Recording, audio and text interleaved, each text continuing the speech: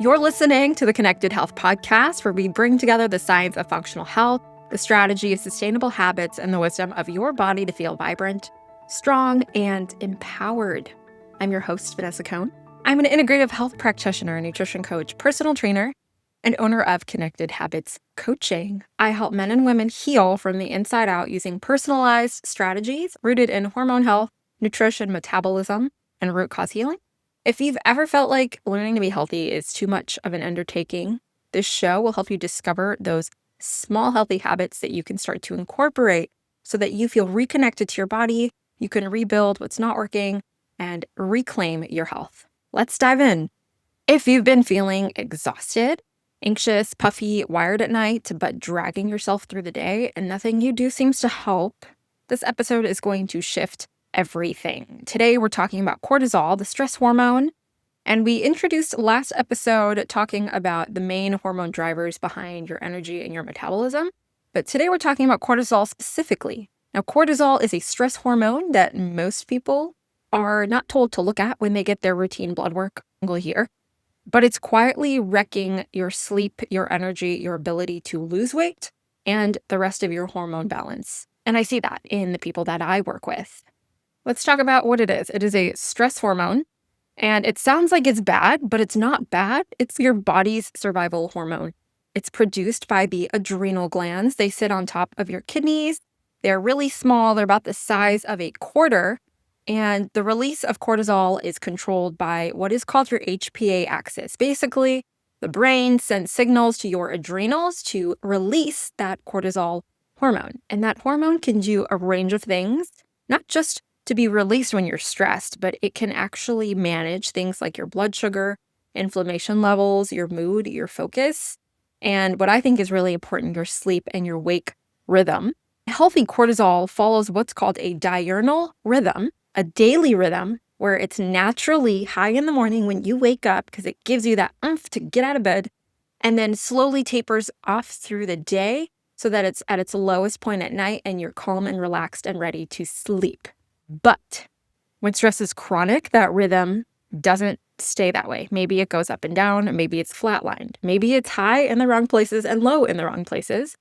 And that messes up all of the other signals that it sends because it's not being sent to the body in the right amounts. We talked in the last episode how modern life can hijack your natural stress responses because there's so much to be stressed about. I want it to be something that you can recognize in your own life. Maybe you're burned out with work and life and responsibilities. Maybe you have poor eating habits, so you're skipping meals and you rely on coffee to get you through the day. Maybe you're overtraining. Maybe you're not fueling your body appropriately, but you're still working out and your body's not recovering well. Maybe you're not sleeping at night because your brain is on fast replay of the day's memories or anxieties about future worries. Maybe you have emotional stress. Maybe your gut has problems and it's affecting your life.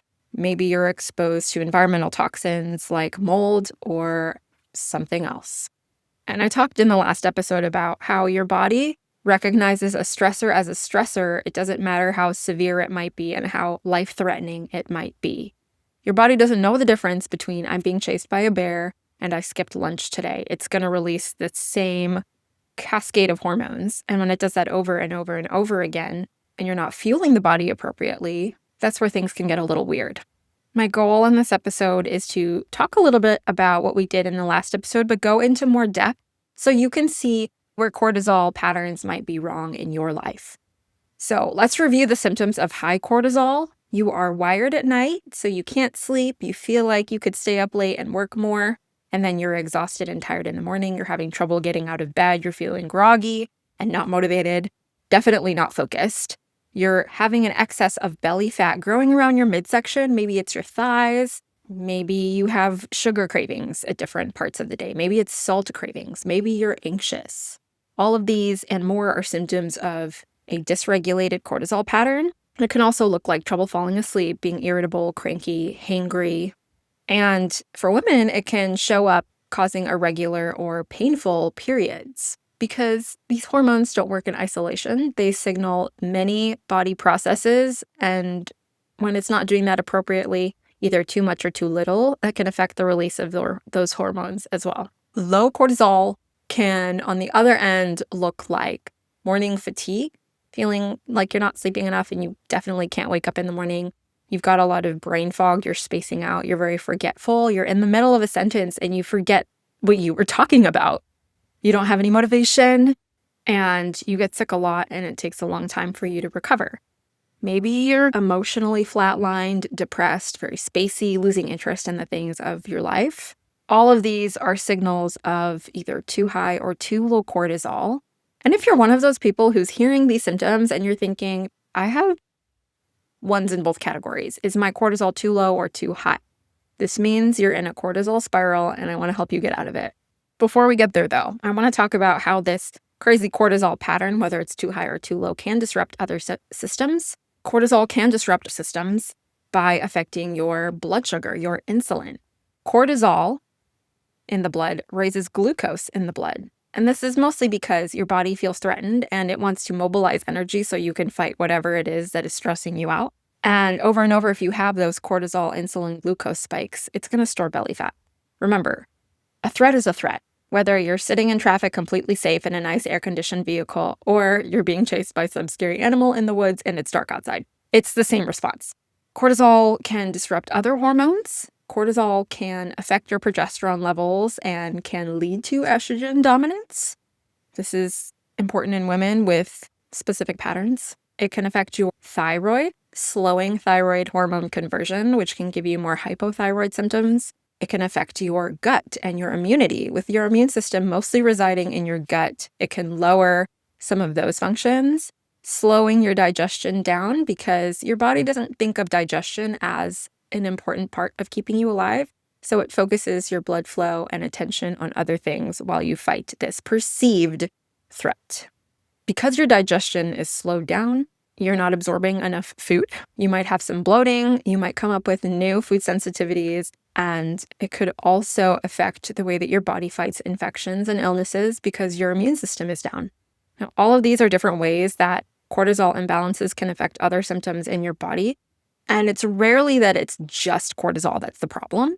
It does affect so many other things that when you want to look at your overall health, it helps to look at cortisol, but it also helps to look at other things. Everything is connected. And that's why I teach a root cause approach, because it doesn't just look at one culprit. It looks at how the systems work together and how we can get those systems back in harmony again. Buzzword around town is the term burnout, and people are connecting burnout to cortisol levels. And while they might be related, I'm going to teach you exactly what that looks like. Burnout is usually attributed to lower amounts of cortisol.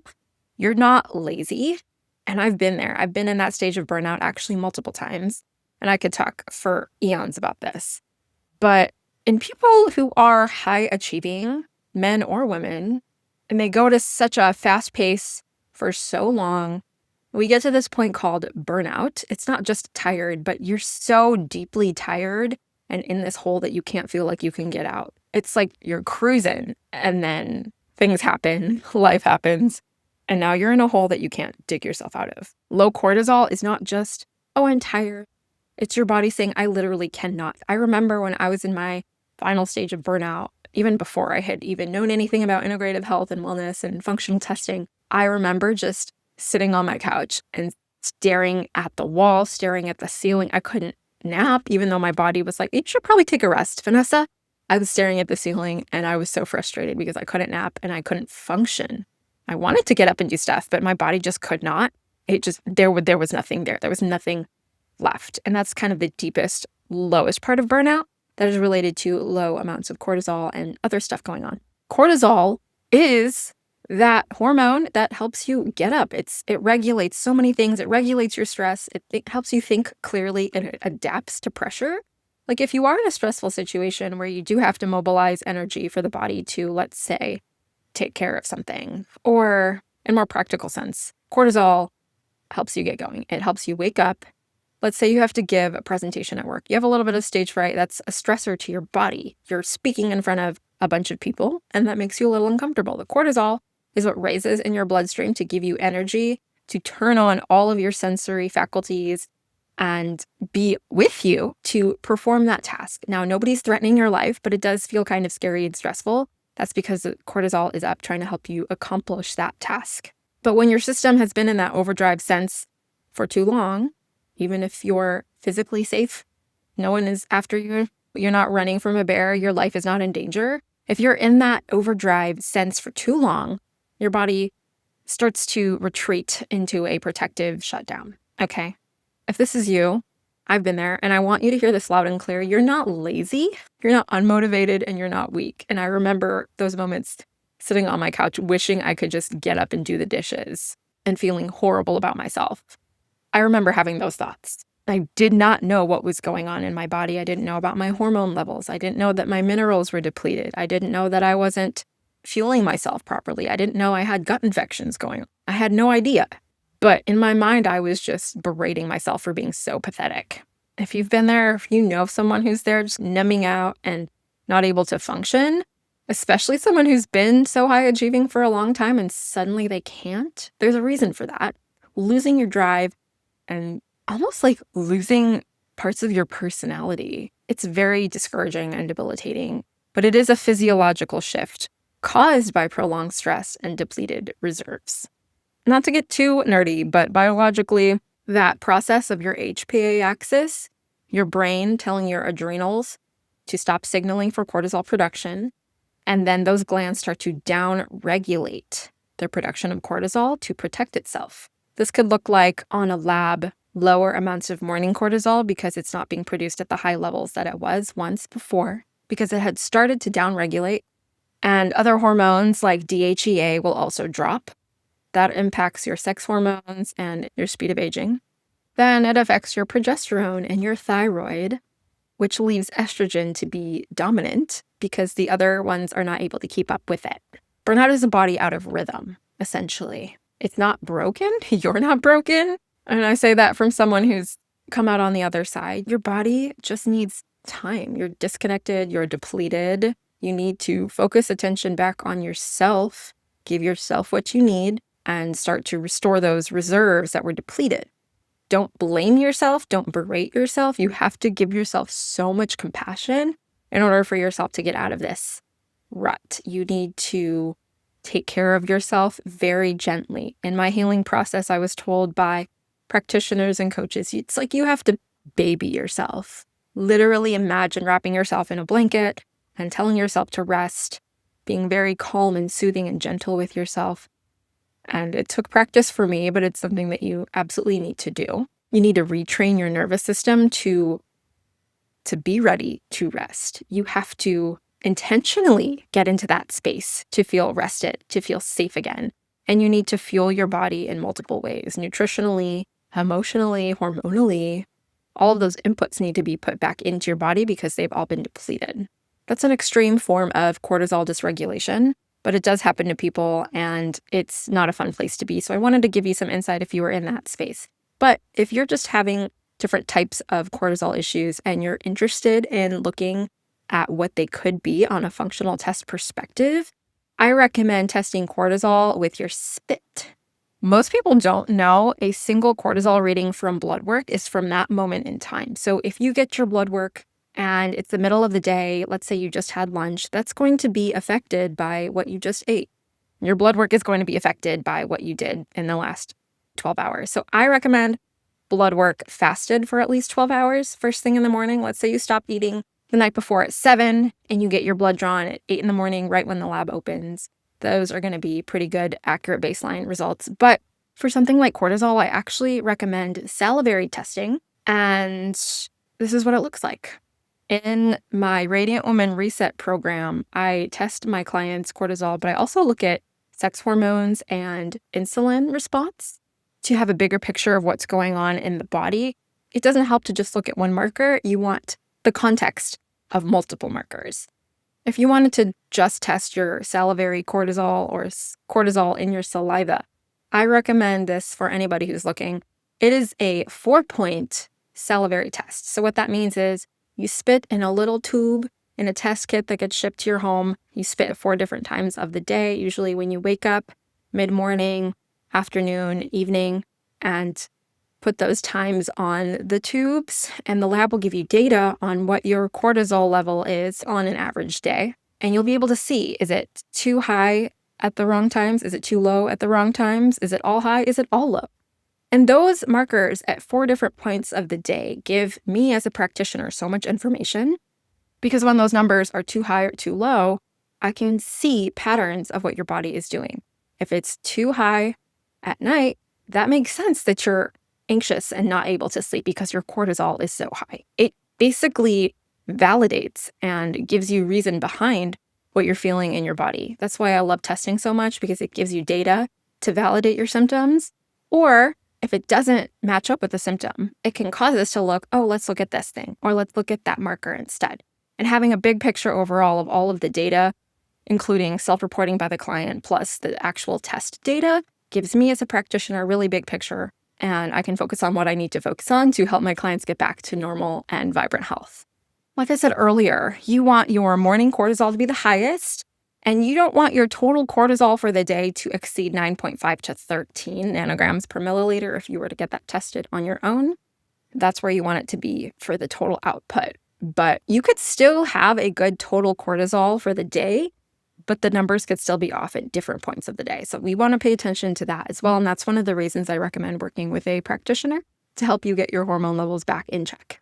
Let me give you some solutions on how to balance your cortisol naturally. You need to teach your body to feel safe again.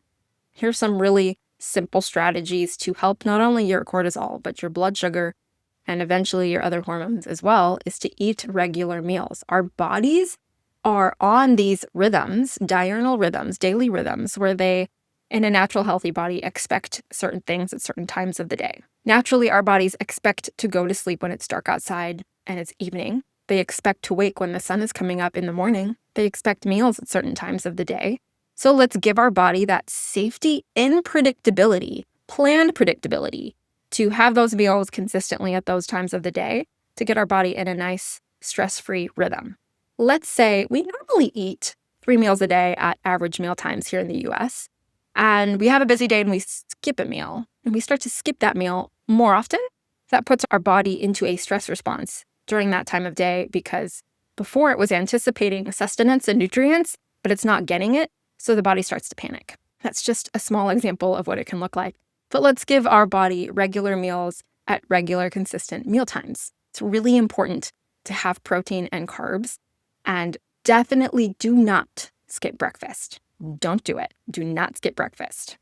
If you're one of those people who trains and works out super hard, high intensity interval training, only cardio, replace that with some strength training and have a healthy balance of the two.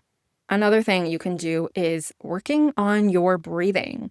Because many of us are behind computers or desks or on our phones, our posture is affected, which affects the ability of our full lung capacity to be at work. So throughout the day, check your posture. Make sure that you're breathing fully and deeply into your belly. You want your inhale to be shorter than your exhale. That helps to control and help out your nervous system. And I'm going to give you a quick breathing exercise right now. You're going to inhale through your nose. You can put your hands on your chest or on your belly just to feel connected to your body and your breath. You want to inhale for a count of 4. You want to hold for a count of 5, and you want to exhale for a count of 6. So practice that for 1 minute several times a day to start to calm your body down, calm down your nervous system, calm down your stress response. And you don't need any fancy equipment to do it. You could do it seated, you can do it standing, you can do it laying down. Inhale for 4, hold for 5, exhale for 6. Remember that. And then if you're finding yourself in chronically high stress situations, I recommend taking care of your nervous system. And you can do that with the breath work, but also with calming things like taking a Epsom salt bath. That's going to give you a nice mineral called magnesium and calm the body down, get you in a nice state of rest. If I'm feeling anxious before bed, I'll take a magnesium chloride spray and spray it on my feet because it absorbs better in the feet. And then I feel really rested and calm, and I'm able to sleep through the night. And if you're also having trouble getting to sleep, come up with some calming evening routine. That means you're not on your phones right before bed. You're not looking at screens before bed. Maybe you're reading a book. Maybe you're dimming your lights down low and turning off any overhead LED lighting that can disrupt your sleep signals. Maybe you're drinking a calming lavender tea or chamomile tea to get you ready for bed, and you're not stimulating your brain with looking at your phone or watching TV. I also use cortisol test results to inform any supplementation recommendations that I give my clients. And if you've got high amounts of cortisol, you definitely want to try some herbs out like L-theanine and rhodiola that calm your nervous system down. Magnesium is depleted in high stressful situations. And if you're needing a little bit more energy to get through your day, I recommend taking a B complex in the first part of your day, either with breakfast or with lunch, so that it gives you energy to do what you need to do during the waking part of the day, and it's not stimulating you when you need to go to sleep. If you've got too low cortisol, I recommend this to a lot of my clients, supporting your body with nutrition, eating high vitamin C and zinc foods that can support your immune system. And for baseline support, eat foods high in omega-3s or take an omega-3 supplement. Based on the lab results, I will customize people's recommendations, get more specific on foods and supplements, and make a targeted healing plan. If this episode was helpful, maybe hit home for you in that burnout category, I'd advise you to look into getting some sort of cortisol testing. If some things are off, you can take that 4-point salivary test. You can chat with your health provider or practitioner to see about getting that done. You could implement any of the tips that I gave you. And as seemingly small as something like a breathwork exercise might be, if you do it regularly and consistently, you will notice a difference. If you're wondering if any of your hormones are off, I offer a free hormone assessment, and you can find that in the show notes and the description box. If you also head over to my social media channels at Connected Habits on Instagram, it'll be in the links in the bio to take that quiz. I also have a Facebook group for free trainings and support. You can find my Facebook group at Connected Habits, a community for holistic and sustainable health on Facebook. Thanks for tuning in to this episode of the Connected Health Podcast. If you enjoyed today's conversation, it would mean the world if you would follow, rate the podcast, and share it with someone you know. Remember, your body isn't broken. It's just asking to be heard. See you next time.